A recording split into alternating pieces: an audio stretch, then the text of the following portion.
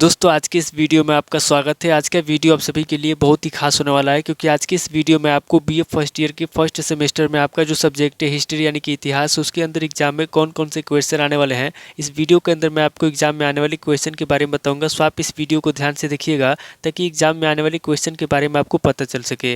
और जो भी स्टूडेंट बीए फर्स्ट ईयर के अंदर है, जिनका फर्स्ट सेमेस्टर के एग्जाम चल रहा है या फिर फर्स्ट सेमेस्टर के एग्जाम होने वाला है, वो लोग कमेंट करके ज़रूर बताएं कि नेक्स्ट क्वेश्चन पेपर उनको किस सब्जेक्ट के ऊपर चाहिए, ताकि आपके कमेंट के अनुसार मैं आपको क्वेश्चन पेपर दे सकूं।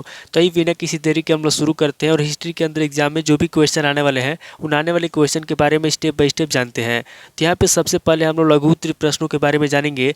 तो लघु उत्तरीय प्रश्नों में पहले प्रश्न की बात की जाए तो यहाँ पर आपका पहला प्रश्न दिया हुआ है, पूरा पाषाण काल की विशेषताओं का उल्लेख कीजिए।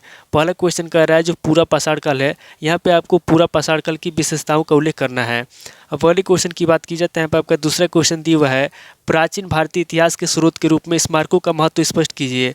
दूसरा क्वेश्चन कह रहा है जो प्राचीन भारतीय इतिहास है, यहाँ पे आपको प्राचीन भारतीय इतिहास के स्रोत के रूप में स्मारकों का महत्व बताना है। पहले क्वेश्चन की बात की जाए तो यहाँ पे आपका तीसरा क्वेश्चन दिया हुआ है, नौ पाषाण काल का उल्लेख कीजिए। तीसरा क्वेश्चन कह रहा है जो नौ पाषाण काल है, यहाँ पे आपको नौ पाषाण काल का उल्लेख करना है। अब पहले क्वेश्चन की बात की जाए तो यहाँ पे आपका चौथा क्वेश्चन दिया हुआ है, सैंधव संस्कृति के धर्म पर संक्षिप्त टिप्पणी लिखिए। चौथा क्वेश्चन कह रहा है जो सैंधव संस्कृति है, यहाँ पे आपको सैंधव संस्कृति के धर्म पर संक्षिप्त टिप्पणी लिखना है।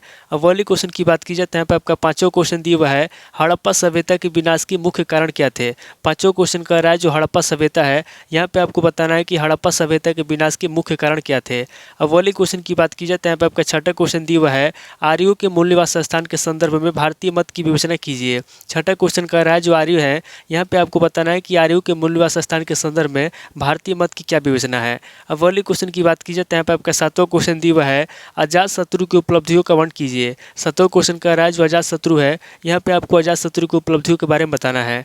अब पहले क्वेश्चन की बात की जाए तो यहाँ पे आपका आठवां क्वेश्चन दिया हुआ है, नंद वंश पर एक संक्षिप्त लेख लिखिए। आठवां क्वेश्चन कह रहा है जो नंद वंश है, यहाँ पे आपको नंद वंश पर एक संक्षिप्त लेख लिखना है। अब पहले क्वेश्चन की बात की जाए तो यहाँ पे आपका नौ क्वेश्चन दिया हुआ है, अशोक के साम्राज्य विस्तार पर प्रकाश डालिए। नौ क्वेश्चन कह रहा है जो अशोक है, यहाँ पे आपको अशोक के साम्राज्य विस्तार पर प्रकाश डालना है। अब पहले क्वेश्चन की बात की जाए तो यहाँ पे आपका 10वां क्वेश्चन दिया हुआ है, मौर्य साम्राज्य के पतन के कारणों की समीक्षा कीजिए।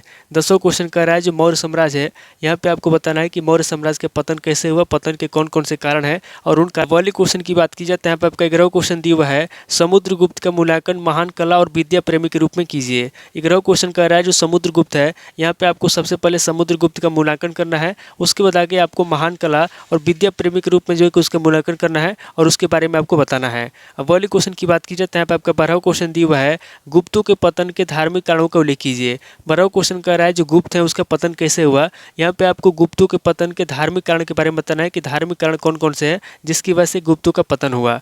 अब वाली क्वेश्चन की बात की जाए तो यहाँ पे आपका 13वां क्वेश्चन दिया हुआ है, मिहिर भोज की उपलब्धियों का वर्णन कीजिए। 13वां क्वेश्चन कह रहा है जो मिहिर भोज है उसकी कौन कौन सी उपलब्धियाँ हैं, यहाँ पे आपको मिहिर भोज की उपलब्धियों के बारे में बताना है। अब वाली क्वेश्चन की बात की जाए तो यहाँ पे आपका 14वां क्वेश्चन दिया हुआ है, परमार वंश की उत्पत्ति पर प्रकाश डालिए। 14वां क्वेश्चन कह रहा है जो परमार वंश है उसकी उत्पत्ति कैसे हुई, यहाँ पे आपको परमार वंश की उत्पत्ति पर प्रकाश डालना है। पहले क्वेश्चन की बात की जाए तो यहाँ पे आपका 15वां क्वेश्चन दिया हुआ है, अजय राज पर संक्षिप्त प्रकाश डालिए। 15वां क्वेश्चन कह रहा है जो अजय राज है, यहाँ पे आपको अजय राज पर संक्षिप्त प्रकाश डालना है। अब पहले क्वेश्चन की बात की जाए तो यहाँ पे आपका 16वां क्वेश्चन दिया हुआ है, हर्ष काल में सामंतवाद के उद्भव पर प्रकाश डालिए। 16वां क्वेश्चन कह रहा है जो हर्ष काल है, यहाँ पे आपको हर्ष काल में सामंतवाद के उद्भव पर प्रकाश डालना है। अब पहले क्वेश्चन की बात की जाए तो यहाँ पे आपका 17वां क्वेश्चन दिया हुआ है, उपनयन संस्कार पर एक टिप्पणी लिखिए। 17वां क्वेश्चन कह रहा है जो उपनयन संस्कार है, यहाँ पे आपको उपनयन संस्कार पर टिप्पणी लिखना है। अब पहले क्वेश्चन की बात की जाए तो यहाँ पे आपका 18वां क्वेश्चन दिया हुआ है, अरब आक्रमण का वर्णन कीजिए। 18वां क्वेश्चन कह रहा है जो अरब आक्रमण है, यहाँ पे आपको अरब आक्रमण का वर्णन करना है। तो टोटल आपके 18 क्वेश्चन हो गए जो आपसे लघु उत्तरीय प्रश्न में पूछे जाएंगे।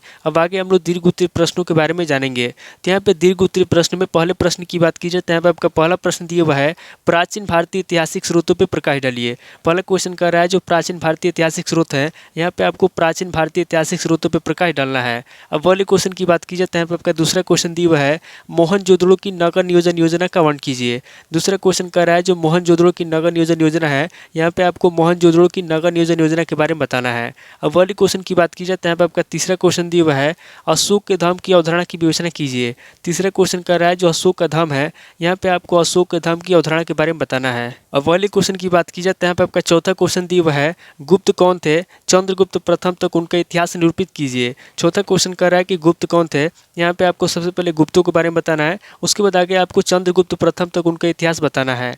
अब वाली क्वेश्चन की बात की जाए तो यहाँ पे आपका पांचवा क्वेश्चन दिया हुआ है चंद्रगुप्त द्वितीय की शक विजय पर टिप्पणी लिखिए। पांचवा क्वेश्चन कह रहा है जो चंद्रगुप्त द्वितीय है, यहाँ पे आपको चंद्रगुप्त द्वितीय की शक विजय पर टिप्पणी लिखना है। अब वाली क्वेश्चन की बात की जाए तो यहाँ पे आपका छठा क्वेश्चन दिया हुआ है गुप्त काल को स्वर्ण काल क्यों कहा जाता है। छठा क्वेश्चन कह रहा है जो गुप्त काल है, यहाँ पे आपको बताना है कि गुप्त काल को स्वर्ण काल क्यों कहा जाता है। अब वाली क्वेश्चन की बात की जाए तो यहाँ पे आपका सातवां क्वेश्चन दिया हुआ है गुप्त साम्राज्य के पतन के कारणों का उल्लेख कीजिए। सातवां क्वेश्चन कह रहा है जो गुप्त साम्राज्य है उसके पतन के कौन कौन से कारण हैं, यहाँ पे आपको गुप्त साम्राज्य के पतन के कारणों का उल्लेख करना है।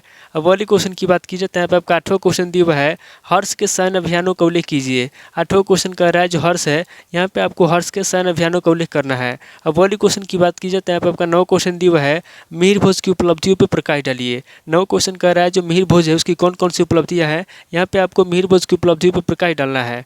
अब वाली क्वेश्चन की बात की जाए तो यहाँ पे आपका 10वां क्वेश्चन दिया हुआ है भोज परमार की राजनीतिक एवं सांस्कृतिक उपलब्धियों की विवेचना कीजिए।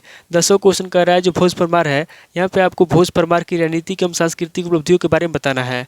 अब वाली क्वेश्चन की बात की जाए तो यहाँ पे आपका 11वां क्वेश्चन दिया हुआ है पृथ्वीराज तृतीय की उपलब्धियों का वर्णन कीजिए। 11वां क्वेश्चन कह रहा है जो पृथ्वीराज तृतीय है, यहाँ पे आपको पृथ्वीराज तृतीय की उपलब्धियों के बारे में बताना है। अब वाली क्वेश्चन की बात की जाए तो यहाँ पे आपका 12वां क्वेश्चन दिया हुआ है भारत में सामंतवाद के उद्भव विकास की विवेचना कीजिए। 12वां क्वेश्चन कह रहा है जो सामंतवाद है, यहाँ पे आपको भारत में सामंतवाद के उद्भव के बारे में बताना है और उसके विकास की विवेचना करना है। अब वाली क्वेश्चन की बात की जाए तो यहाँ पे आपका 13वां क्वेश्चन दिया हुआ है प्रमुख हिंदू संस्कारों का वर्णन कीजिए। 13वां क्वेश्चन कह रहा है जो प्रमुख हिंदू संस्कार है, यहाँ पे आपको प्रमुख हिंदू संस्कारों के बारे में बताना है और प्रमुख हिंदू संस्कारों का वर्णन करना है। अब वाली क्वेश्चन की बात की जाए तो यहाँ पे आपका 14वां क्वेश्चन दिया हुआ है भारत में अरब आक्रमण क्यों सफल हुआ विवेचना कीजिए। 14वां क्वेश्चन कह रहा है जो अरब आक्रमण है, यहाँ पे आपको बताना है कि भारत में अरब आक्रमण क्यों सफल हुआ और इसकी विवेचना करना है। अब वाली क्वेश्चन की बात की जाए तो यहाँ पे आपका 15वां क्वेश्चन दिया हुआ है महमूद गजनवी का मूल्यांकन कीजिए। 15वां क्वेश्चन कह रहा है जो महमूद गजनवी है, यहाँ पे आपको महमूद गजनवी का मूल्यांकन करना है। अब वाली क्वेश्चन की बात की जाए तो यहाँ पे आपका 16वां क्वेश्चन दिया हुआ है प्रयाग प्रशस्ति के आधार पर समुद्रगुप्त की विजयों का उल्लेख कीजिए। 16वां क्वेश्चन कह रहा है जो प्रयाग प्रशस्ति है, यहाँ पे आपको प्रयाग प्रशस्ति के आधार पर समुद्रगुप्त की विजयों के बारे में बताना है। तो टोटल आपके 16 क्वेश्चन हो गए। जब से दीर्घ उत्तरीय प्रश्न पूछे जाएंगे तो इस वीडियो के अंदर मैंने आपको लघु उत्तरीय प्रश्न और दीर्घ उत्तरीय प्रश्न दोनों तरह के प्रश्नों के बारे में बता दिया। सो आप इन दोनों तरह के प्रश्नों को नोट कर लीजिए और किसी किताब से सीरीज से मिलाकर के याद कर लीजिए। तो दोस्तों आज इस वीडियो को मैं यहीं पे स्किप करता हूँ, मिलता हूं आपसे नेक्स्ट वीडियो में। अगर आपको वीडियो अच्छा लगा तो वीडियो को लाइक कीजिए, शेयर कीजिए और कमेंट करके बताइए कि आपको नेक्स्ट वीडियो किस टॉपिक के ऊपर चाहिए। थैंक यू दोस्तों।